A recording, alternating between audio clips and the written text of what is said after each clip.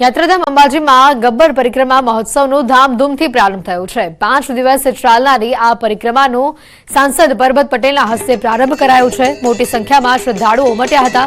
આદિવાસી સમાજના લોકો પણ મોટી સંખ્યામાં ઉપસ્થિત રહ્યા હતા, જેઓએ પોતાની આગવી પરંપરાગત શૈલીમાં જોવા મળ્યા। ઢોલ નગારા અને લેઝિમ સાથે નૃત્ય કરતા તેઓ દેખાયા।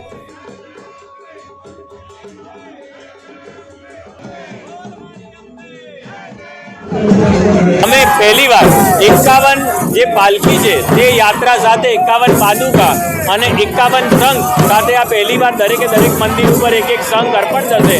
અને અત્યારે હાલ અમે જે આ યાત્રાની શરૂઆત કરી રહ્યા છીએ અને અમે અમારી જાતને બહુ ધન્ય અનુભવી રહ્યા છીએ કે અત્યારે જ્યારે રામ મંદિર બન્યું હતું ત્યારે અજય બાણ અર્પણ કર્યું હતું અયોધ્યા મંદિરની અંદર, અને હજુ પણ અમે ઘણા આવા કાર્ય ધાર્મિક ક્ષેત્રે જે કાર્ય થઈ રહ્યા છે।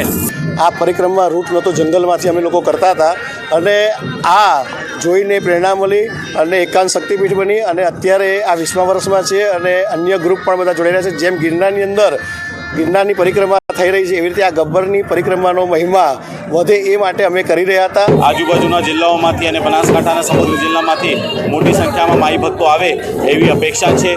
બધા ભક્તો માટે મૂળભૂત સુવિધાઓની સાથે સાથે વિનામૂલ્યે ભોજન અને દર્શન પથ ઉપર જુદી જુદી વ્યવસ્થાઓની પણ વ્યવસ્થા કરવામાં આવી છે।